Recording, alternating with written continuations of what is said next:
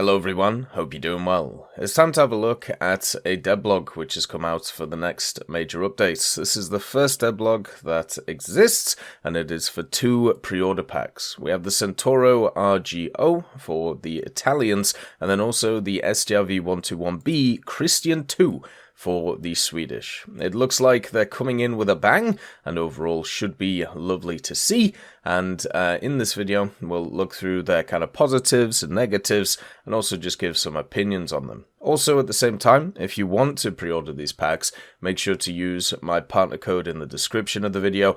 This will give you a discount on the packs and also support the channel at the same time. So it's a win-win for everybody, so make sure to use it. Both of these vehicles are looking really good and very similar to ones that you have in the standard tech tree, so I'm sure they'll have a great time too. Let's start off with the good old Centauro RGO. So the Centauro RGO is a special modification of the Centauro 1. It's developed by EVGA, and it's basically for the Royal Guard of Oman, and it was delivered in 2008. It's the most advanced version of the Centauro, so basically you're getting the best version of it in a premium form. It's incredibly similar to the other Centauro, though, that we have in the tech tree. It has access to the 120mm. I'm sure it'll have the really good reload of the MGS as well. It gets access to, of course, APF SDS and Heat FS, and also, at the same time, really good thermals for the gunner, and then also it will have access to smoke grenades, the mobility, and everything else that you really like from the Centauro. The Centauro is a super fun light vehicle. It's one of those which, when you play kind of starting out, you'll realize how fun it is with its mobility that it has access to. There's nothing that really ever disappoints in the Centauro. Each version is incredibly fun to play, and I've always had a great time with them. Obviously, for some people, it may not be the best. Maybe they have a little bit of an issue with the way that it moves around. But overall, it's just a fantastic vehicle to have a good time with, you know. And even though Italy itself isn't as strong at top tier, maybe this pre-order is a sign that they're going to get something juicy this update. You got to remember, it now has subtrees, so maybe it has access to some new leopards, or maybe they even just get a new leopard, which the Italians have ordered already. It also has a pretty compact turret, and also not a great amount of armor. But if you use the standard policy at top tier of shoot first, then it should be completely fine. The pack itself comes with 2,500 Golden Eagles, a premium account for 20 days as well, the pre-order bonus of the Djinn of All Deserts title, which is kind of cool, and also a unique Arabian Cobra decal. And of course the vehicle itself will be available after the major updates. If you're looking to get into Italy, I'd say this is a pretty good option, but also there are probably lower tier vehicles to start off with. Stuff like the M4 Hybrid, for example, or even things like the Panzer IV are fantastic pickups, but if you are looking to get into the higher echelons pretty quickly, the Centauro is good for that. It also has its multi-use, right, because it's going to be a light tank, it has scouting, so you don't have to always fight stuff head-on as you go around. But if you want to, you can, since the vehicle itself has a really powerful gun. Looking at the Swedish offering, the Strv 121B Christian 2, it looks exactly the same as a 121. I understand that it technically is upgraded over it, but I've got a feeling the way that they're going to upgrade it in a meaningful way in War Thunder is actually just to give it a better round, because the other upgrades don't really matter when it comes to War Thunder itself. So it has updated electronic equipment, so unless that's like an APS, it doesn't really matter too much. And then also it has more modern smoke grenades, which once again doesn't really matter a huge amount. But basically the story of the Strv 121B Christian 2 starts in 1994, where they started importing a bunch of Leopard 2A4s from Germany, which were locally called the Strv 121, which is the one we have in the tech tree.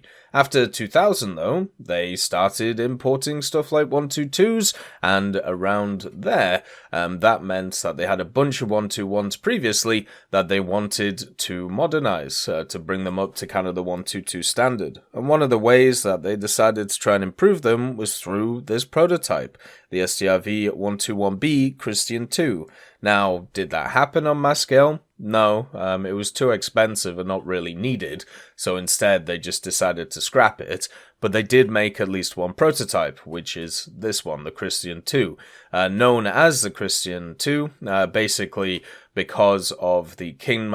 There was a king back in the day who was the king of Denmark, Norway, and Sweden, showing a little bit of unity involved. It still has all the standard stuff of the 2A4 though, the 120mm cannon, it also has a 7.62mm coaxial machine gun, and also has a 7.62mm on top of it, with the APFS DS and also the Heat FS, the HE as well.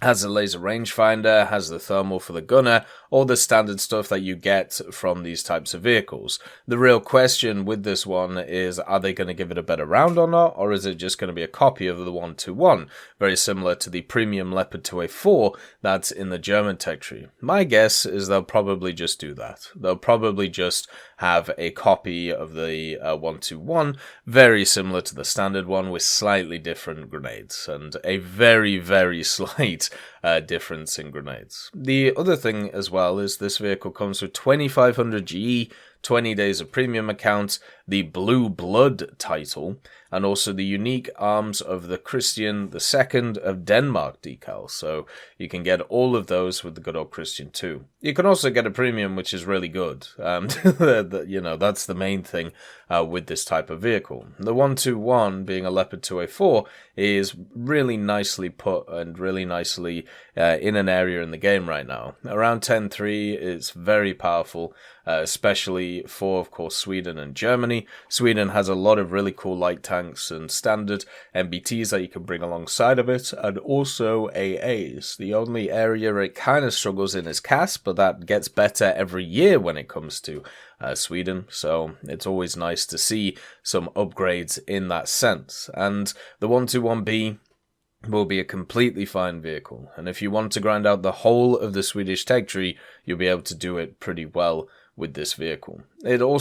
Sweden itself has a really good top tier, super fun to play, and just got even more buffed recently with the 122B Plus being added on top of the other 122s, which are fantastic vehicles if you haven't played them. Super fun and overall lovely to see. Hopefully these two premiums kind of show that there's going to be a new set of high-tier vehicles for these nations, but who knows? I'm sure we'll find out in the next few days. So the first two vehicles are here from the next major update, and I think it's fair to say they're both pretty standard, right? You know, the Christian 2 and also the RGO, it's nothing that we haven't seen before, and as premiums, I think, honestly, this is the best way of doing them. If you want to add in premiums into the game, they should just kind of be copies of standard tech tree vehicles, so therefore, you know, you have a little bit of uniqueness with them, but you get bonuses from using them, but the main thing is they don't add a bunch of power to the game. And these two definitely don't. They just add on top of what was already there. I mean, you could technically call, I suppose, the 121B a pay-to-win vehicle, but it's like a very minute difference between it and the standard one. But we'll have to see what they decide to do in terms of rounds and in terms of stuff like that. The main thing now is people who play either Italy or Sweden will get themselves an easier way into the top tier of the game, and if they keep adding more and more stuff into rank 8, which I'm sure they will, since both of these vehicles are rank 7, you'll be able to just get more and more stuff and have a lot of fun with it. The Centauro is great, the Leopard 2 is also great, both fantastic platforms and both very easy to use. I think overall people will have a great time in these vehicles. As always, I hope you have a wonderful day, and I'll see you next time. I'd like to thank Schnitzel Stroker, Brendan Quinn, Vilneus, Character Fuel, Carrion Crow, Nicholas Richardson, Gus Irenicus, Pyman, Wartinder, Teddy, Daniel Stanton, B. Young, Opium Prime, Masonocrat, Lafouche, Alan Hacker, Sem Arslan, Uncle Bean, and Derek R. for supporting the channel.